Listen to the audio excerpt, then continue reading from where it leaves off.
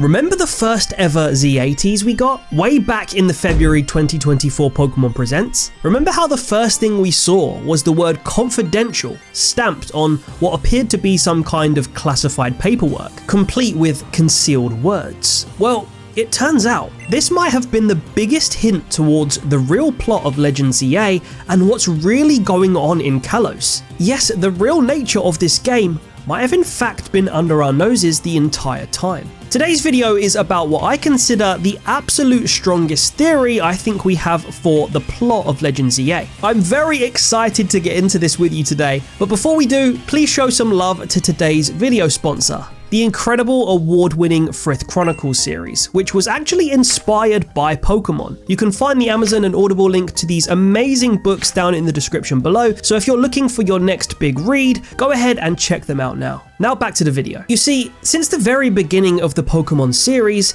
there have been shady organizations trying to achieve all sorts of corrupt activities, and to combat them, we've had a series of prepubescent teenagers destined to save the world. But also, since Gen 2, throughout the regions, there has always been a certain presence of police officers that you could either battle or talk to as NPCs. Way back in the first anime series, we had Officer Jenny, but also in the main series of games, there would be various on and off-duty officers that you could find in the overworld. Now, although we've known of this police presence, the police force somehow never seemed as significant or widespread as the evil team members that would typically try to conquer the regions they operated in, or even the strong Pokemon trainers in those regions who would try and thwart any evil plans. However, in Pokemon Platinum, everything changed. An additional element to the plot was introduced. We met the mysterious character Looker. The player was supported by Looker as he helped us in our quest to take down Cyrus and Team Galactic, plus the remnants of Team Galactic at Stark Mountain after the main plot point with Satan dragging you into the Hell Dimension. It was revealed in Platinum that Looker was in fact a member of the International Police, and therefore we finally had an established organization that stood for justice and was involved in the main plot. Looker came back and back again, being one of the first examples of characters who carry a thread of continuity throughout multiple Pokemon games. He showed up in Gen 4 first, then Gen 5 to clean up the remnants of Team Plasma, in Gen 6 to clean up the remnants of Team Flare, and in Gen 7 to investigate the sudden appearance of the terrifying Ultra Beasts and quell the danger they posed to Alola. While he wasn't in Gen 8 per se, we did see a phenomenon associated with his organization, with Faller Ingo in Legends Arceus, and more on Fallers later. And that brings us to Gen 9. Again, whilst he didn't personally appear in Scarlet and Violet, Legends Z-A is technically a Gen 9 game, and I think those documents we saw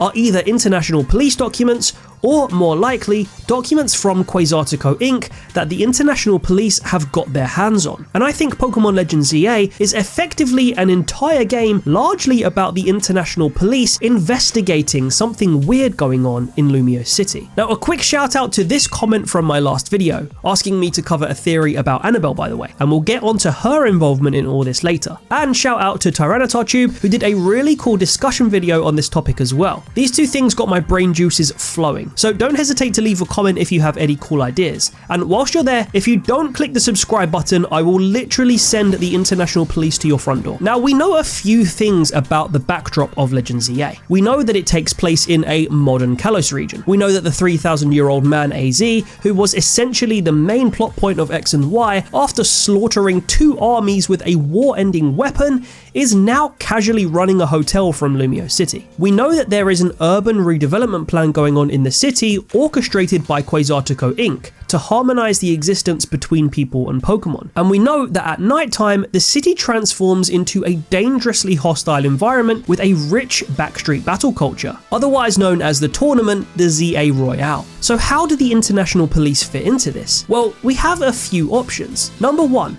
the International Police are recruiting, or at the very least, they need help from strong trainers to deal with some sort of threat. The Z-A trailers described the nighttime battle culture in Lumio City as a tournament in which highly skilled trainers have been invited to participate, but we don't necessarily know who invited them. Each trainer has a ranking, and the idea is to increase your ranking from the bottom Z tier up to A, hence the game's title. So you can imagine that if the International Police needed to recruit strong trainers for some reason, this would be a pretty cool way to do it, and then have those trainers that make it up to the higher ranks help with whatever the game's major threat is. Looker could be behind this initiative, or more likely, Looker's boss, Annabelle. Annabelle was originally introduced way back in Pokémon Emerald as the final trainer and leader of Hoenn's Battle Tower, otherwise known as a Tower Tycoon. Basically, she's a really strong trainer and one of 7 frontier brains that led Hoenn's Battle Frontier establishments. 4 generations later, in Sun and Moon, she was established as Looker's boss, another member within the International Police. It was also established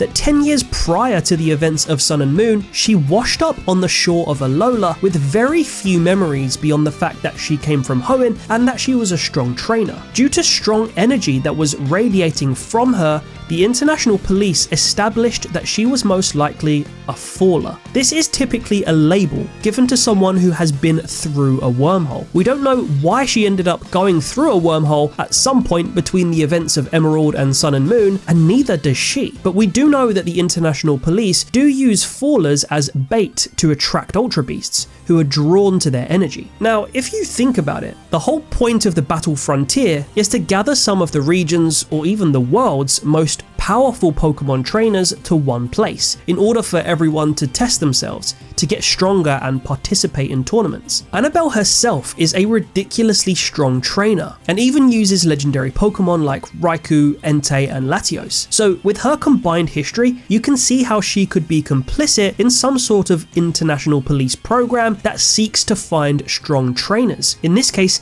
in Lumio City, especially since she's specifically the frontier brain of Hoenn's Battle Tower, not the factory or the arena or the dome. She's all about that tower. And the Prism Tower is, well, a tower. A tower that is literally the symbol of Lumio City, as well as the actual tournament in this game that is the Z-A Royale. However, considering that Annabelle herself was used in Sun and Moon as bait and her life was put in danger by her employers, the International Police, this all might be something coming from higher up than even Annabelle. Annabelle is the highest ranking member of the International Police that we've met to date, but it's heavily implied that this is a vast worldwide organization, likely with many incredibly strong trainers working for them. So you can totally imagine all sorts of tournaments and schemes put on worldwide by the International Police, so that they can attract, or at the very least keep record of, strong trainers across the globe. The other option, however, would be that the International Police are totally against this. Perhaps Quasartico Inc. or some other organization have put this night tournament on, and the International Police are actually just trying to work out what's going on because they suspect some sort of foul play. If you think about it, we know that AZ,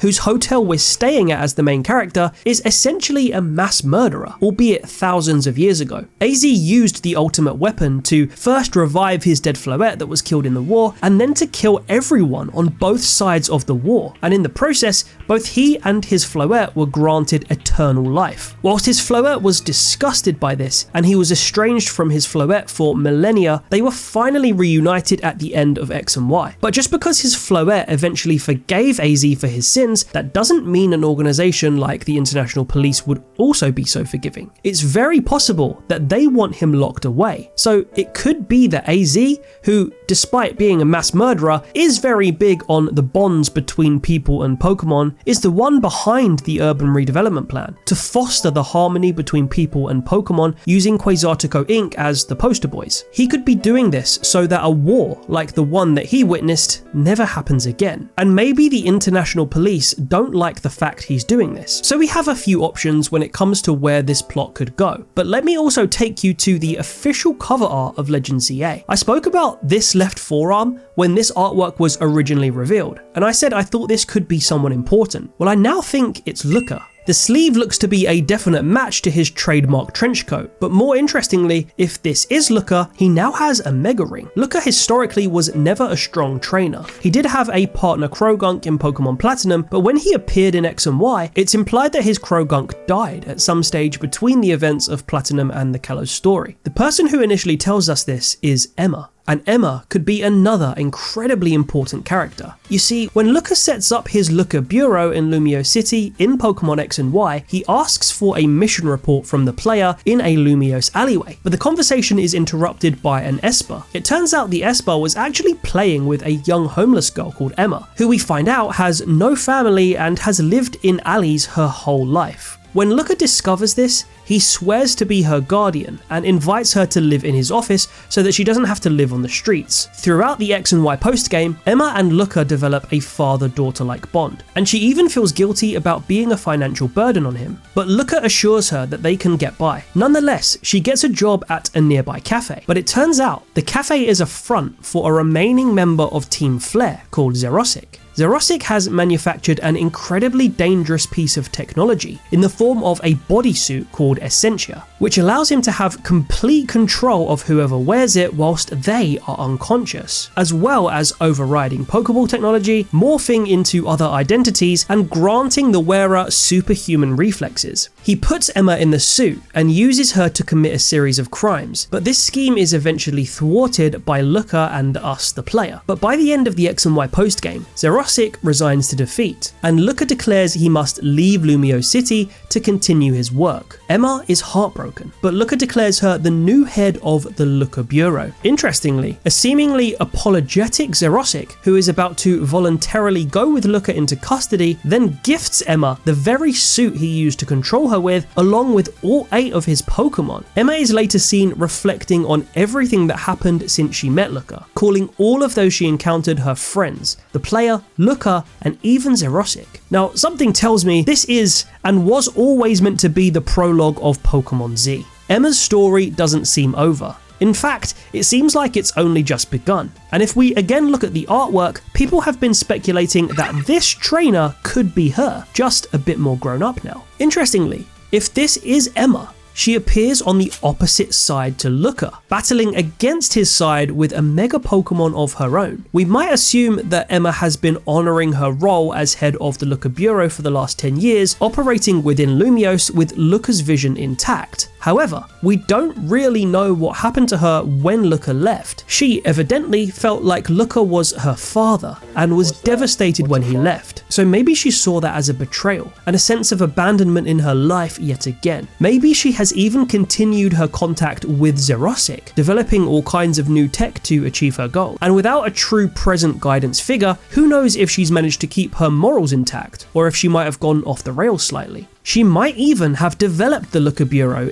into Quasartico Inc. I think this is one of the most fascinating and plausible possibilities for the Legends Z-A plot, but of course there are going to be so many more twists and turns with new characters and old characters alike, with Zygarde monitoring the whole situation and with Mega Pokemon returning yet again. So what do you think? Do you think the international police are going to play a big part in Legends Z-A? Do the police themselves maybe have a sinister part to play regarding the fallers we've seen across multiple games? And will we perhaps have to choose to side either with or against them? Let me know all of your thoughts down in the comments, and until next time, love you gang.